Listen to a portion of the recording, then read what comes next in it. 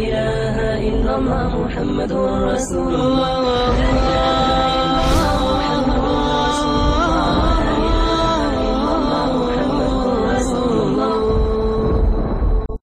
حضرت عمر ہمیشہ حضرت ابو بکر سے نہ کوشش کرتے تھے آگے نکل جاؤں آگے نکل جاؤں آگے نکل جاؤں، ساری زندگی موقع نہ بن سکا۔ تبوک کا موقع آیا تو اللہ کے نبی نے کہا مال خرچ کرو، تو عمر کہنے لگے آج میں ابو بکر کو کاٹ سکتا ہوں، آج میں اس سے آگے نکل سکتا ہوں کہ وہ آج کل غریب ہے، میں مالدار ہوں، تو وہ تھوڑا لائے گا میں زیادہ لاؤں گا تو میں بڑھ جاؤں گا۔ لہذا انہوں نے اپنے مال کا آدھا حصہ آدھا گھر میں رکھا اور آدھا لے کر آئے۔ ابو بکر نے جھاڑو پھیر دیا، جو کچھ تھا وہ سارا سمیٹ کے لے آئے۔ جب دونوں پراپرٹی سامنے رکھی گئیں تو حضرت عمر کی بہت زیادہ نظر آ رہی، ابو بکر کی بہت تھوڑی نظر آ رہی، لہذا حضرت عمر بڑے اطمینان میں کھڑے کہ آج جیت خطاب کے بیٹے کی ہے۔ میں قربان جاؤں، اللہ رسول تو جانتے ہیں کہ کون کیا کر کے آیا ہے، تو میرے نبی نے سوال ہی بدل دیا جو اس موقع کا سوال ہی نہیں۔ تو میرے نبی نے پوچھنا یہ تھا ابو بکر کتنا لائے ہو، عمر کتنا لائے ہو، اور یہی اس موقع کا سوال ہے۔ لیکن اللہ رسول جانتے ہیں کہ کس کے مال میں وزن زیادہ ہے، تو میرے نبی نے سوال بدل دیا، فرمایا عمر ما خلفت، واہ واہ عمر پیچھے کیا چھوڑ کے آئے ہو؟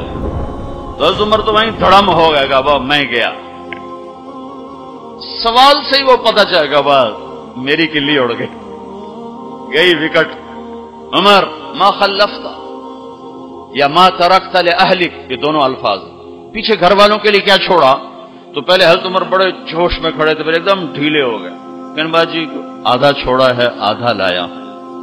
پھر آپ نے کہا ابا بکر ما خلفت یا ما ترکت لأہلک، ابو بکر تو پیچھے چھوڑ کے کیا آیا، بچوں کے لیے کیا چھوڑ کے آیا؟ ان کا ترکت اللہ و رسول، میں تو اللہ اس کے رسول کو چھوڑ کے آیا ہوں، باقی سب کچھ لے آیا۔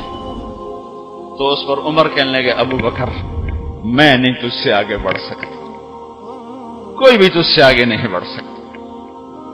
اور اگلی سنو، اپنے کپڑے بھی دے دیے اور ایک ٹاٹ تھا وہ پہن کر اس کو کانٹوں سے سی لیا۔ تو جبریل آئے، کہنے لگے یا رسول اللہ، اللہ تعالیٰ پوچھ رہے ہیں کہ ابو بکر نے یہ ٹاٹ کیوں پہنا ہوا ہے؟